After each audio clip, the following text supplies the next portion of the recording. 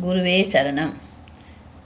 ராமன் திருவருளால் இன்றைக்கு கம்பராமாயணம் 23ஆம் நாள் வாசிப்பு ஆரம்பமாகிறது.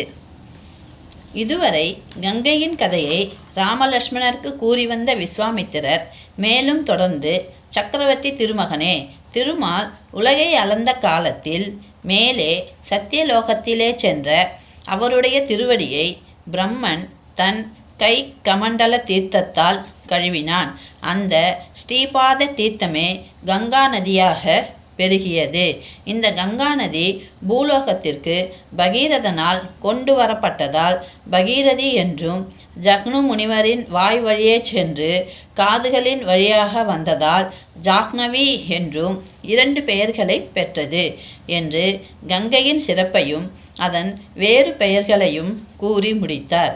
விஸ்வாமித்திரர் கங்கையை பற்றி கூறி முடித்ததும் அவற்றை கேட்டு வந்த கோசலை மைந்தர்கள் வியப்புற்று அந்த கங்கையை வணங்கினார்கள்.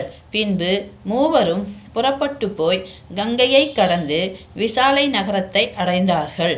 அப்போது அந்த நகரத்தை ஆண்டு வந்த அரசன் அவர்களின் வருகையை கேள்விப்பட்டு விரைந்தோடி வந்து அவர்களை வரவேற்று உபசரித்தான். மூவரும் அங்கே சிறிது பொழுது தங்கி அவனோடு உரையாடினார்கள். பின்பு அந்த அரசனிடம் விடை பெற்று கொண்டு கிளம்பி பரந்த மருத நிலம் சூழ்ந்த விதேக நாட்டை மூவரும் அடைந்தார்கள். அந்த நாட்டு சோலைகளில் அசோக மரங்கள் நிறைந்து பூத்து குலுங்கின. யாழின் நரம்பு போல பூக்களிலிருந்து ஒழுகுகின்ற தேனை வண்டுகள் குடிப்பதற்காக இங்கும் அங்கும் பாடி பறந்து கொண்டிருந்தன. மயில்கள் அவைகளின் பாடலுக்கு ஏற்ப நடனம் செய்து கொண்டிருந்தன. கழனிகளில் அப்பொழுது மலர்ந்த செந்தாமரை மலர்களின் மேலே களை பிடுங்குபவர்களால் பறித்தெறியப்பட்டு விழுந்து கிடக்கின்ற கருங்குவளை மலர்கள் பெண்களின் அழகிய முகத்தில் உள்ள கண்களைப் போல காணப்பட்டன. தமது கண் பார்வையால் உழவரை வசப்படுத்தி அணைய வந்த உழத்தியர் அக்காட்சியை கண்டதும் பெரிதும் கலக்கமடைந்தார்கள். தமக்கு முன்னமே அந்த ஆடவர்களை வசீகரிப்பதற்கு வேறு சில மகளிர் அவர்களை கண்களால் பார்க்கின்றனர் என்று மயங்கினார்கள். மேலும் அவர்கள் இனி தம்முடைய ஆசையெல்லாம் கைகூடுமோ கூடாதோ என்று சந்தேகம் கொண்டார்கள். இத்தனை சிறப்புடன் அந்த நாட்டு கழனிகள் விளங்கின. அந்த நாட்டு குளங்களிலே மகளிர் இறங்கி விளையாடுவார்கள். அப்பொழுது அவர்களுடம்பில் பூசியுள்ள குங்குமக் கலவை அந்நீரில் தங்கியுள்ள பறவைகளின் உடல் மீது படியும். அதனால் தம்மில் ஒன்றையொன்று நோக்கும் பொழுது தம்மினத்தை சேர்ந்தவற்றையே பிரஜாதி பறவைகள் என்று மயங்கி தம்முள் அப்பறவைகள் சண்டையிட்டு கொள்ளும். ஆறுகளில் எருமைகளின் காம்புகளிலிருந்து பெருகுகின்ற பாலும், கரைகளிலே ஓங்கி வளர்ந்துள்ள மாமரங்களின் பழங்களிலிருந்து பெருகின சாரும், இனிய சுவையுடைய கரும்புகள் தந்த சாரும், தேன் கூடுகள் சிதைந்து பெருகிய மனமுள்ள தேனும் சேர்ந்த கலவையை நீரை காட்டிலும் அதிகமாக அவைகளில் பெருகி ஓடும்.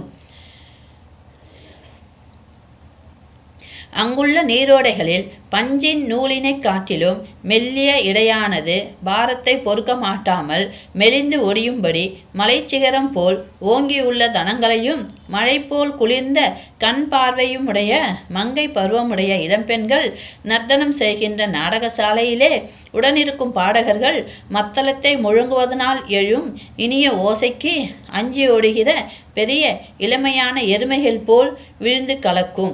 அதனால் அந்நீரில் வாழும் வாழை மீன்கள் அதற்கு பயந்து பக்கத்திலே உள்ள தென்னை, கமுகு முதலிய மரங்களின் பாலைகளின் மேல் தாவி பாயும். அந்நாட்டில் உள்ள குளங்களில் மென்மையான மகளிர் தமது நீண்ட கண்களாகிய வாளாயுதங்கள் இமைகளாகிய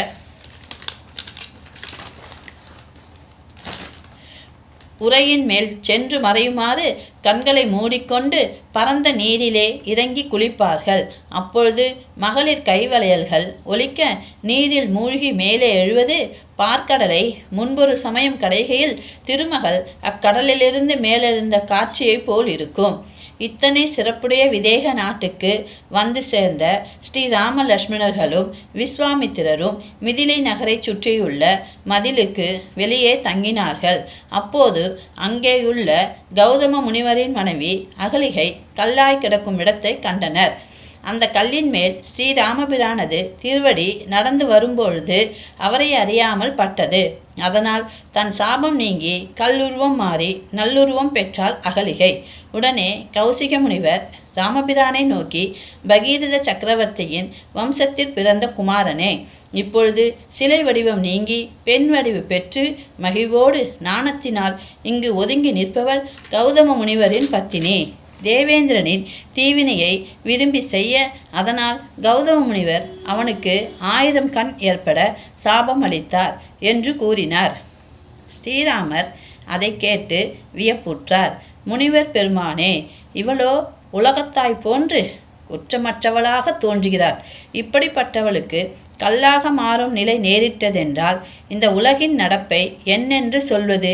இப்படி இவள் உருவம் மாறுபட்டதற்கு காரணம் முற்பிறவியின் ஊழ்வினையா அல்லது இப்பிறப்பில் ஏதேனும் நேர்ந்தது உண்டா? இதனை விளக்கி கூற வேண்டுகிறேன் என்று ராமபிரான் விஸ்வாமித்திரரை கேட்டுக்கொண்டார்.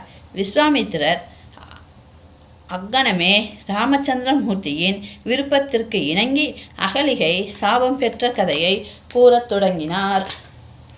ஸ்ரீராமன் திருவருளால் கம்பராமாயணம் 23ஆம் நாள் வாசிப்பு இனிதே முடிந்தது.